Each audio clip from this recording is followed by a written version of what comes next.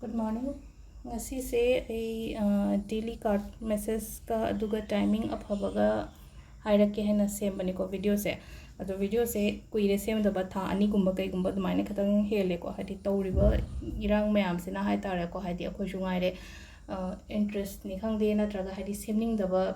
keno tawning daba dumaine oina leiru re ko ado sum message tagi adagi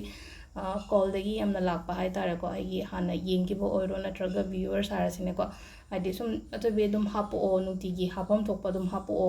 ado akoi follow tawraga thabak tawbanina adum akoi yaraga di hapir on haibadu de sum yam haibase ketang adum hairak hai tare ko khara ado ainam semage na semapani ko video se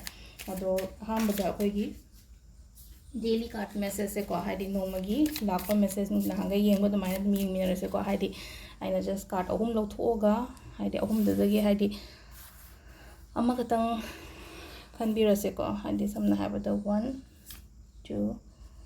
and 3 ko sidagi ama khanbiro haidi nomagi guidance kai lake habado adum yengminarase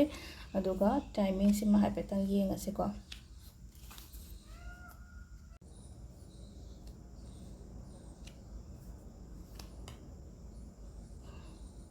sida laire khoi card home se haidi ona haidi makadang olaga lae ko sida queen of cups and hai se ko queen of cups se kitang makadang onthok na raga la abanina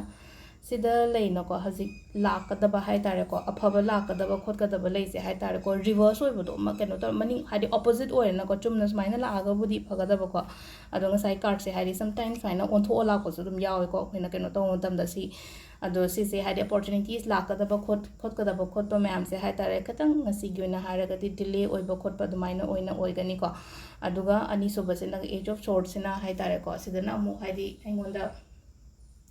kainoma hai tare ko blessings phangba hai tare ko ishona chanbiba khotpa numit kumba oini ko sigi ngasi gi ona haraga de aduga ahum sobasina amu kamaina na ten of swords se haide potse loiba haibneba adi loiba sida ngasagi si sumu ontho katang lai ko ngasi se haidi matam sina ra khang de ketang negative oina lai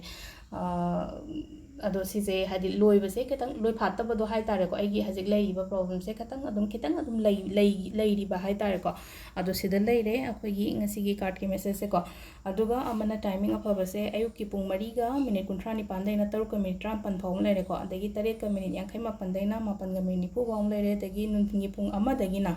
amaga minute amma ko nuntingi pung 1 ga minute 1 dagina 3 ka minute 12 phawm leire adagi 10 ga minute 1 dagina 13 ga minute 12 phawm leire ko sisina athengba gi ne ko do nongalamdai nongan haidi ahing nongyai dagi hai tare ko 12 ga minute 9 dagina nongan bagi pung 3 ga minute 38 phawba sisina akoi gi ngasi gi oina afaba timing hai tare ko ado ningthokaba ko ningthokaba mayamna su hena khangbiramani ko ningthokaba da khoina use tawgadaba color ke ka hairagadi angobu machu se light oiba machu angobu machu gumba se use tawbiyo ko ado sida leire ko ngasi gi video se thank you